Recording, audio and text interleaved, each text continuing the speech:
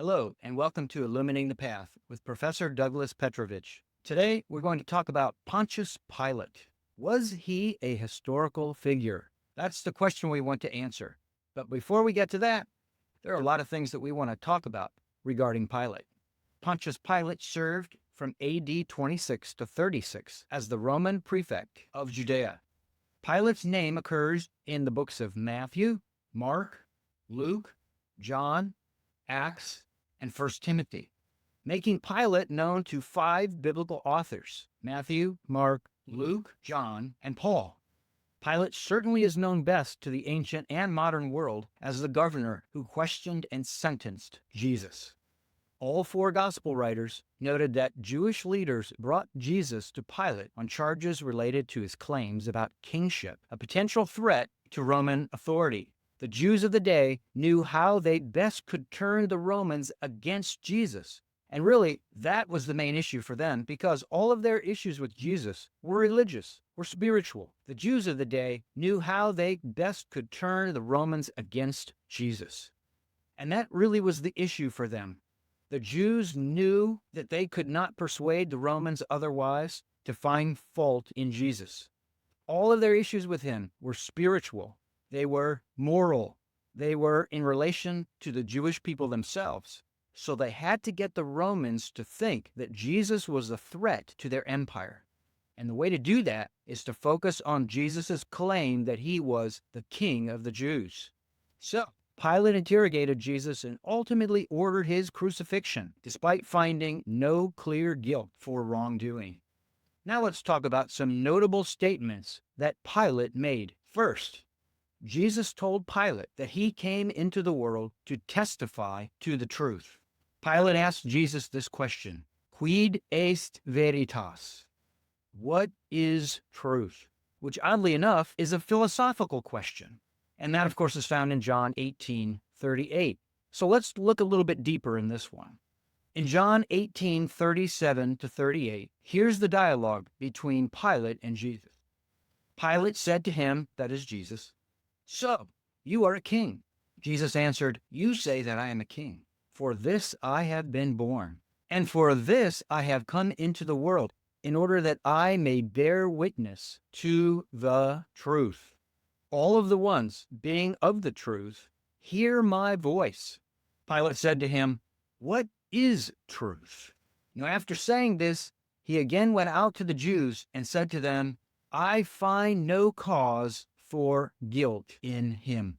Notice the difference here in what Jesus said versus what Pilate said.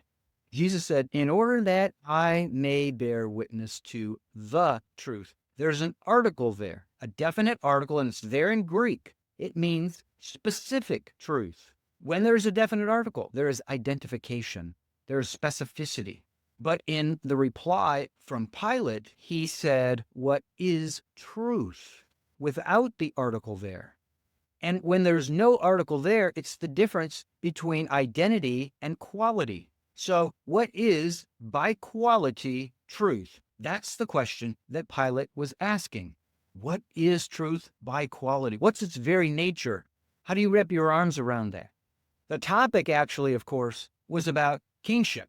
The question whether indeed Jesus is claiming to be a king, and therefore is he a threat to the Roman Empire. But Jesus brings the issue to the truth.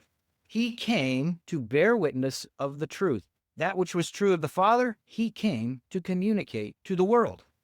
I want to focus on the choice that Pilate made to ask the question he did. What is truth by its very nature?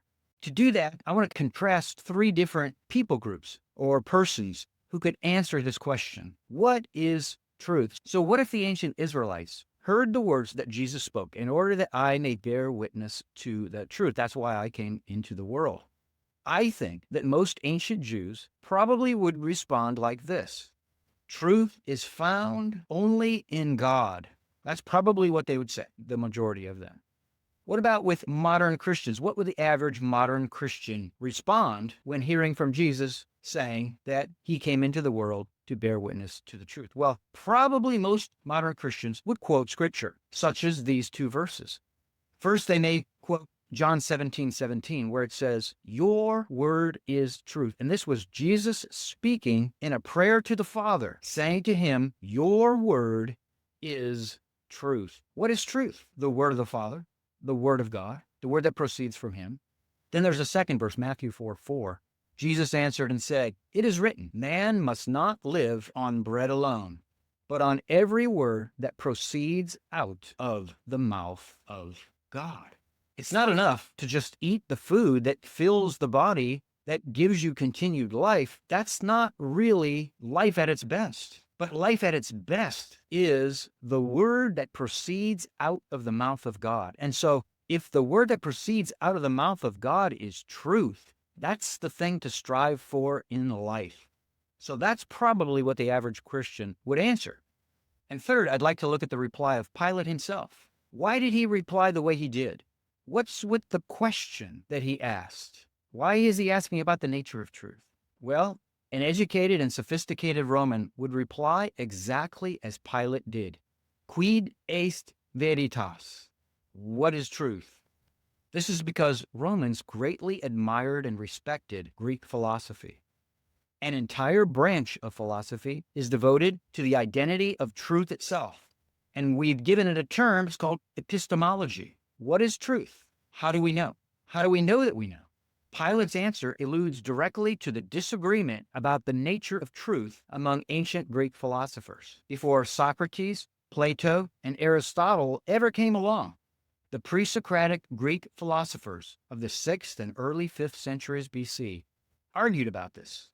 Heraclitus, who lived about 535 to about 475 BC, taught that reality was changing constantly. He trusted perceiving merely with the senses, urging for deeper insight through reason. He argued for an objective pursuit of truth. But not all of the pre-Socratics were like he was.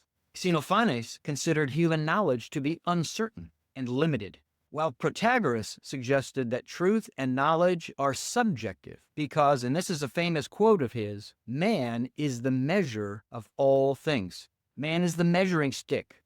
You judge the world by man. You consider thoughts according to what man subjectively believes or is committed to. So do you see the tension that was there among the pre-Socratic philosophers? And then the classical philosophers came along, such as Socrates, who lived from 470 to 399 BC. He taught that true wisdom begins by recognizing your own lack of knowledge. Quote, "I know that I know nothing," end quote. Isn't that wonderful? Or certainly isn't that different than what the other philosophers said before him? His starting point is the admission that he knows nothing. So for him, knowledge doesn't start with oneself. The source of truth is not within us. He also distinguished knowledge from mere opinion or belief. Then Plato came along. He lived from about 427 to 347 BC, and he created a theory of forms. So for him, true reality consists of immaterial, eternal, perfect forms, ideals. The form of the good is the ultimate source of truth and knowledge for him, like the sun illuminating objects. So I guess you can consider Plato's thought process a little bit like, if you're a Star Trek fan, you remember that there's this matter world and antimatter world, and the antimatter world is basically a carbon copy, but things are just running differently. There is this ideal world, this world of forms. But for him, that's where things are perfect. So that's Plato's position. Then Aristotle came along. He was the student of Plato. He lived from about 384 to about 322 BC. Aristotle rejected this theory of forms of his teacher, instead grounding the pursuit of truth in empirical observation with rational thought. Aristotle distinguished between theoretical and practical knowledge. Whereas Plato distrusted human perception, for Aristotle, perception generally is reliable. Do you see the conflict even among the classical philosophers? They can't hone in on what truth is between them and have agreement. So with all of this disagreement among the philosophers about the source of truth and how to acquire it, Pilate essentially revealed that he had no confidence at all about figuring out what is truth or how to acquire it for himself. He was left in a state of uncertainty. And that's why when Jesus refers to having objectified truth, specific truth that he brought to people, Pilate didn't want to have anything to do with that. He didn't understand that. For him, it didn't make any sense because there's so much disagreement about what truth actually is. So he asked the question, what is the essence of truth? What's the meaning of truth? What's its nature? I just don't understand that. So that's why he gave that answer. And then there's a second notable statement that Pilate made that I'd like to mention to you. Pilate went out to the Jews after he had questioned Jesus, and he said this, quote, I find no guilt whatsoever in him. That is an amazing statement. I find no guilt whatsoever in Jesus. He asked what he needed to ask. He heard what he needed to hear. He even heard from all of the religious leaders, the chief priests, and he heard from the elders of Israel, the chief political leaders, and nothing that was said caused him to believe that Jesus was indeed guilty of anything. So he said, I find no guilt in him whatsoever. That is a statement that we need to reflect on, because that is a person in the day, an objective listener and viewer, seeing what's going on, hearing, asking all the questions, and not being able to condemn Jesus of anything. Powerful. Then there's a third notable statement that Pilate made that I'd like to talk about. And this is from Matthew 27:22. When the Jews told Pilate that they prefer Barabbas to be released over Jesus, he said to them, quote, what should I do with Jesus, the one being called the Anointed One? That's a great question. What should I do with Jesus? We'll talk a little bit more about that because in a minute or two, I want to get a little deeper into Matthew chapter 27. There's a fourth notable statement that Pilate made. The crowd told Pilate to crucify Jesus. So he asked them what evil Jesus committed instead of giving Pilate a concrete reason to kill Jesus. They shouted even louder for him to be crucified. So Pilate said, I am innocent of this man's blood. You yourselves see to it. What a powerful statement. He removed himself from responsibility. He wanted all of the responsibility to fall on them, to have them admit that it's their decision. We'll come back to that one a little bit more in a minute too, because that's also from Matthew 27. That's verse 24. And then fifth notable statement that Pilate made that I want to bring to your attention is this. Pilate's inscription on Jesus' cross read like this, Jesus the Nazarene, the King of the Jews, which absolutely enraged the Jews when they read it. So when they came to him and they told him to remove the king part, that Jesus is the King of the Jews, Pilate replied, what I have written, I have written. Ultimately, Pilate wrote the truth. The Jews did not want to accept it. They did not want it to stay on that inscription. They wanted it removed. But Pilate refused. What he wrote, he wrote. No redactions, no changes, and certainly Jesus is the King. Now I want to get to this famous encounter between Pilate and Jesus that's recorded in several places, but I want to talk about the one that's in Matthew 27, verses 13 through 26. Here's how it reads, and I'll make some comments along the way. Verse 13, then Pilate said to him, to Jesus, do you not hear how many things they are testifying against you? So Pilate is asking Jesus a question. He wants to know if Jesus is aware of all the things that they, whoever they are bringing against Jesus as charges. The people, according to the context Pilate is referring to, it's essentially two groups, and they're both Jewish. It's the religious leaders, especially the chief priests, maybe the high priest among them, but at least the chief priests and any other priests who may have been a part of this. And then the elders of Israel, those who are in charge of the nation, the older ones from various, probably tribes, at least originally they were. And the elders are the ones that are in charge of the political sphere over the Jewish people.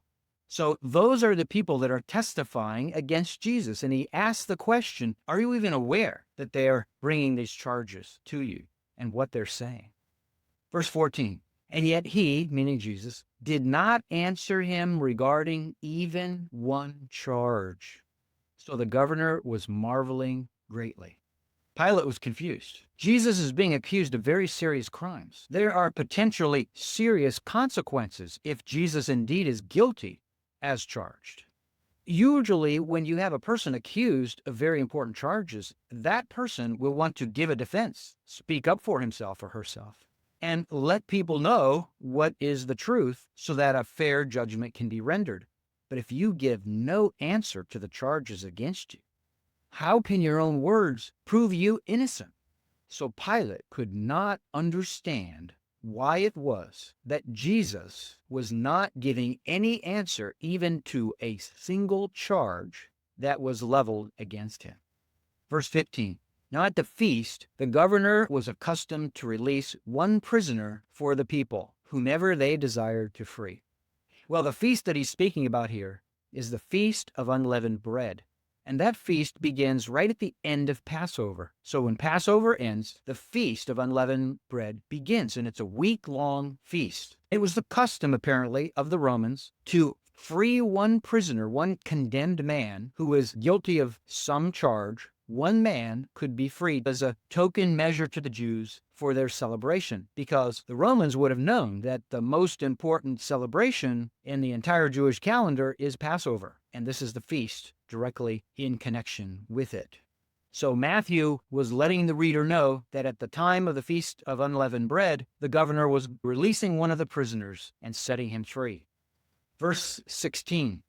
Well, at this time, they were holding a notorious prisoner called Barabbas. So once the people had gathered, Pilate said to them, "Whom do you desire for me to release, Barabbas or Jesus, the one being called the Anointed One?" Here was the choice. Pilate was giving them two men to be able to determine which one of them is to be released and which one of them is to be judged and condemned. Verse 18. For he knew that they delivered him over on account of envy. Pilate knew what was going on with the Jews, that they saw Jesus knowing him to be a righteous man, and they were envious of his righteousness, envious of the words he was speaking, envious of the influence that he had with the entire nation of the Jews, because the religious leaders especially would have been jealous beyond belief, because Jesus had all the attention that they wanted for themselves, and that would leave them with great envy. Verse 19, then while he was sitting on the judgment seat, that's Pilate, his wife sent a message to him saying, literally, nothing for you and that righteous man, because I suffered greatly in a dream today on account of him. It's a little bit strange, the wording here, the literal wording. Nothing for you and that righteous man, she says. What she's talking about is there is to be no contact between him and you. There is to be no discussion between the two of you. There is to be no trial where he stands before you. There's no judgment to be rendered on him by you. There is no condemnation that you should deliver to him after the trial. That shouldn't happen. None of this should take place. There must be nothing between the two of you. That's the idea. The reason she felt so strongly about this is because that day she had a dream. Now, the Roman calendar begins at midnight. So officially, even if it would have been 9 in the morning, 10, 11 in the morning, it would have been the same day. So she said, literally today, I had a dream today on account of him. So Jesus, either himself was in the dream or something related to him. And it was very disturbing in that dream. And of course, dreams are something that are sent from the Lord. So she was convinced that there was divine activity going on here and that this whole encounter between her husband and Jesus just was not to take place. It was wrong. It had to be avoided. So she went to him. And I suppose ultimately, this is one last chance God gave to Pilate to back out of all of this. He could have taken that advice, let Jesus free, but he did not. So he has greater accountability for his action. In verse 20, yet the chief priests and the elders persuaded the crowds that they should ask for Barabbas. So there's a little bit of slyness going on here. There's a little bit of political action taken by them. They want a certain result. They want Barabbas to be the one that's let go. So they went to the crowds and they incited the crowds to turn against Jesus. And then the verse ends by saying this, and that Jesus should be killed. They even went to the extent to demand that Jesus be killed. So where would the people get the idea that crucifixion should be what follows this trial and this verdict? Directly from the Jewish leaders, the political leaders and the spiritual leaders, the chief priests and the elders. Verse 21, then answering, the governor said to them, between the two, which one do you desire for me to release for you? So they said, Barabbas. That was their choice. The people decided. They had been strongly influenced by their leadership. There was no doubt now, no backing out, no finding an escape clause. It was time for Jesus to suffer. Verse 22, Pilate said to them, then what should I do with Jesus, the one being called the Anointed One? And remember, this is a question that was asked before already. They all said, crucify him. So he said, what evil did he actually commit?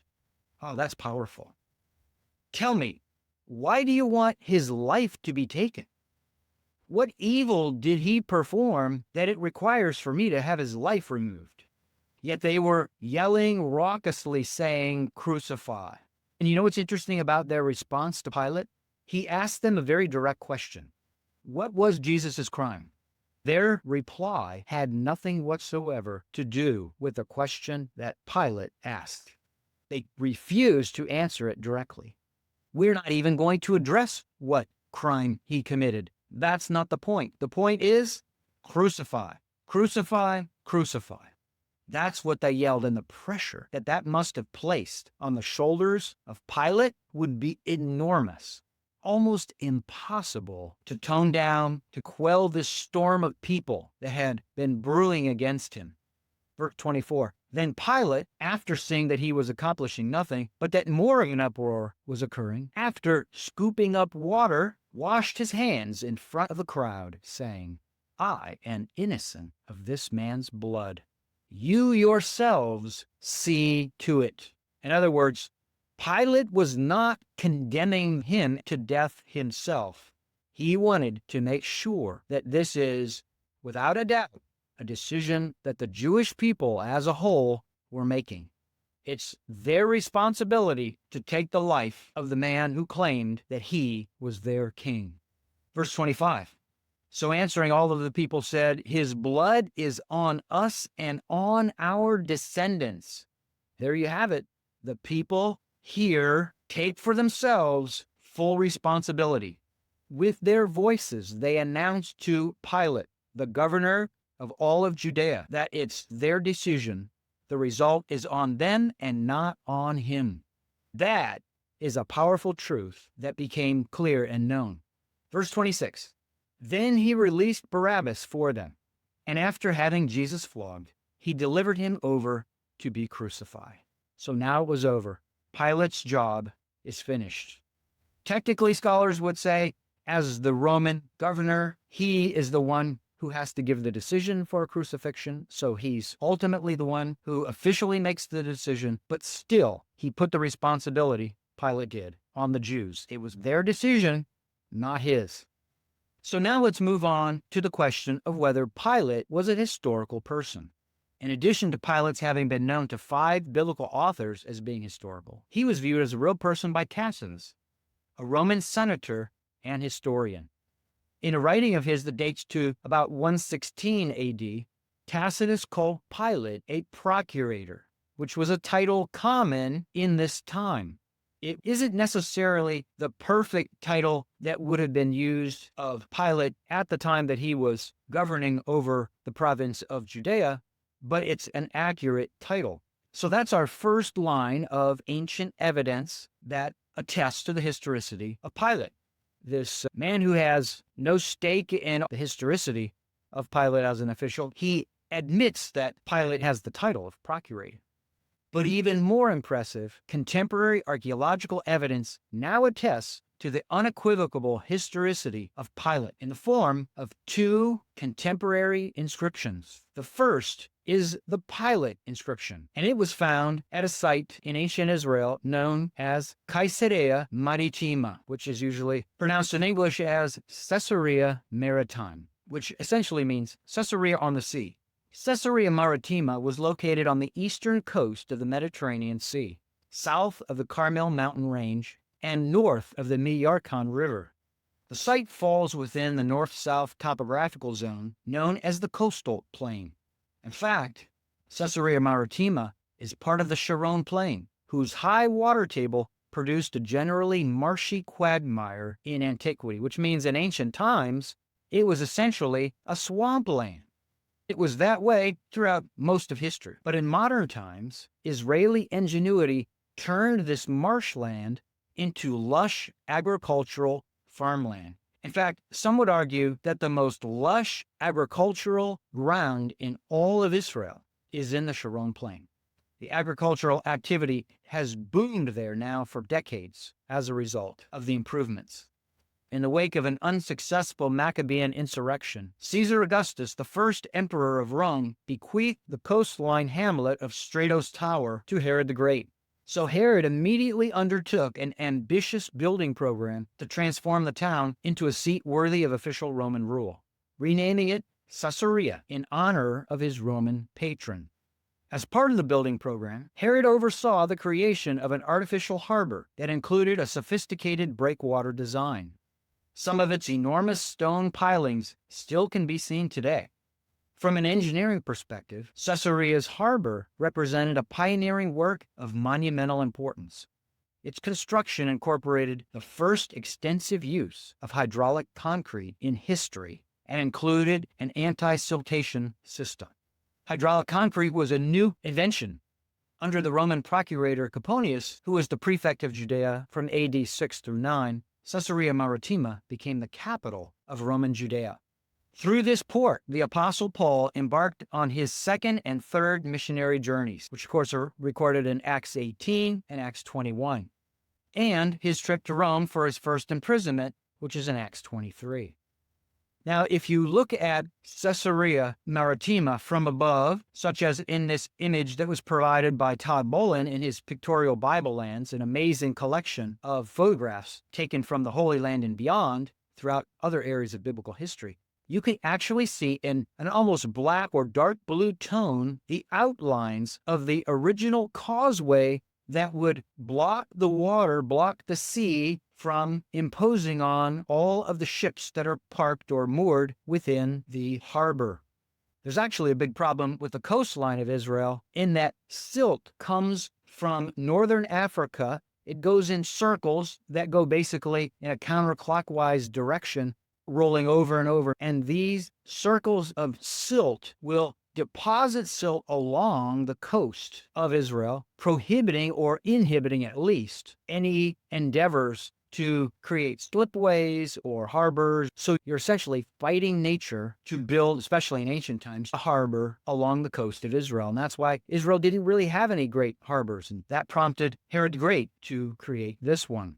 At the end of the causeway on one side, opposite from it, from the area of entry in and out, was a lighthouse that provided essentially a guide for the captains of the ships to bring their ships in or go out. So it was actually an amazing feat to construct this harbor. This is the site, the location, where an inscription of Pilate was found. As for Caesarea's entertainment, every 5 years the city hosted major sporting competitions, gladiatorial games, and theatrical productions in its Roman theater that overlooked the Mediterranean Sea. Conservationists have restored this beautiful venue, which Herod the Great constructed from 22 to 10 BC. And in modern times, it is used for various types of performances and concerts. And it's an amazing venue with the sea as a backdrop. So it's here within the theater where the inscription was found. In 1961, excavators at Caesarea Maritima's theater were examining a staircase belonging to reconstruction activity that took place there in the 4th century AD. It was improved. The theater had to be rebuilt or reconstructed to some extent to be still usable. They found a Latin inscription carved in stone that bears the name of Pontius Pilate, to whom it assigns the title of prefect. The inscription was reused as a step in the staircase, so this is what in archaeology we would call a secondary context. How does the inscription read? Well, it's in Latin, and here is the reading. Tiberium Pontius Pilatus praefectus Iudaea feci dedicavit. And in translation in English, the Tiberium, that is, a temple built for the people of Caesarea to honor Tiberius. That's Tiberius Caesar, who went on the throne in 14 AD when Caesar Augustus died, and he ruled until AD 37. So the Tiberium, Pontius Pilate, prefect of Judea, has built and dedicated. Now, there are several important things going on here. First, we have both names for Pilate. Pontius, even though two letters are missing or damaged, and we have to reconstruct them, but it also has the second name in full, Pilatus, Pilate. So clearly, this is Pontius Pilate. And then the second area that's worth drawing to your attention is the word praefectus, which comes next. And that tells us his exact title. He was a prefect. Since no biblical author records Pilate's rank, the only way that we know it with certainty is from the title assigned to him on the Pilate inscription. His rank was prefect, and a prefect held an equestrian rank, not a magisterial rank. Magistrates, such as censor, consul, praetor, and so on, were elected by the Roman people, but those within the equestrian rank were not elected. And the best way to understand this is to look at, for example, the military of the United States. There are lots of different servicemen and women and ranks within the Army and other parts of the armed forces, and essentially it's broken down into two parts. There are the officers and there are the enlisted men and women. Either you're an officer or you're enlisted, one or the other.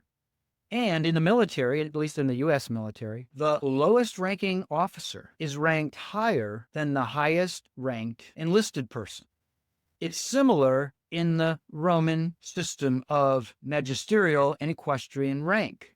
The lowest magistrate was higher than the highest equestrian ranked person.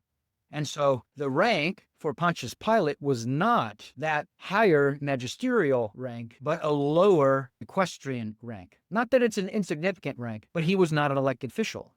However, prefects were appointed by high officials, such as the emperor, a consul, or some other magistrate. A prefect derived authority from his appointing magistrate, so he effectively was an assistant or a delegate, rather than an independent office holder with full magisterial power. Prefects lacked prestige, and they were not issued bodyguards. So that's the first inscription that attests to Pilate. It's a form of what we call extra-biblical evidence that gives credibility to the historicity of Pontius Pilate. The second inscription is the signet ring of Pilate, which is much more recently found, and it was found at a site known as Herodium. Well, Herodium was located on the central mountain spine, which is the third topographical zone in Israel. Herod the Great built this massive palace fortress complex between 23 and 15 BC. Pools, gardens, and bathhouses were built atop within the palace, but massive walls, towers, and a steeply sloped external outer shell transformed it into an impenetrable fortress. It was absolutely amazing. According to the Jewish historian Josephus, Herod was buried here at Herodium in an extravagant tomb. The tomb was unknown throughout later history, but in 2007, the Israeli archaeologist Ehud Netzer uncovered it on the northeastern slope of the mound, which confirms Josephus's account. The king's broken sarcophagus was discovered along with other finds, but Herod's body was nowhere to be seen. Josephus described the procession from Jericho to Herodium that led Herod's body for interment, which included his sons, his relatives, and troops that consisted of Thracians, Germans, and Galatians, all dressed in full military battle gear. Professor Gideon Forster of Hebrew University was excavating at Herodium from 1968 to 1969, just after the Six-Day War of 1967, when he discovered this ring. But it was not until 2018 that the ring was cleaned and examined carefully. This ring, once it was clean, was seen to mention Pilate, clearly a reference to Pontius Pilate, who, as we know, interacted with Herod's son Antipas. So if you look at the ring and a drawing of the ring, you can see what was inscribed on the surface of the ring. In the center is a wine decanter. That's a form of iconography. It's a picture. And of course, wine was the drink of preference for all of the ancient people. Then on either side of the decanter is written inscription. And it starts on the right. This writing is actually in Greek, 2 letters on the right, 4 letters on the left. And on the right, it reads top to bottom, the letter P and the letter iota. So together, that reads P. And then we turn to the left and we start reading the second column. But we don't read from top to bottom as we would expect, because this is a circular surface. It reads clockwise. So we start from the bottom. Lambda, alpha, tau, omicron. Together, it reads Pilata. Pilata in Greek, and we Latinize that very similarly. And then the translation is Pilate. And I would say there are 2 options. Either this was actually the ring that Pilate wore, and perhaps he just dropped it there at Herodium and lost it. That's very possible. Another possibility is Pilate entrusted this signet ring to his highest official who was there at Herodium, whom he would trust, and that person would give Pilate's signature so that activities could take place in the name of Pilate, and that would be official then for all of Judea. So those are the 2 options for how the ring was used and could have ended up there. There you have it. 2 modern inscriptions clearly and unambiguously mentioning Pontius Pilate by name. They come from archaeological sites in Israel where Pilate logically would have been present. These finds confirm that he was the Roman prefect early in the 1st century AD, without a doubt. Historical information in the writings of Josephus and Philo attests to his governorship lasting from AD 26 to 36. Not surprisingly, this is the time when Jesus would have died. According to Roger Young, whom I consider to be the world's leading living biblical chronologist, Jesus died in AD 33, which falls directly within Pilate's tenure in Judea. Pontius Pilate is a historical figure. Well, thank you for watching. I look forward to seeing you next time on Illumining the Path. Be sure to like the video and subscribe if you enjoyed it. See you later.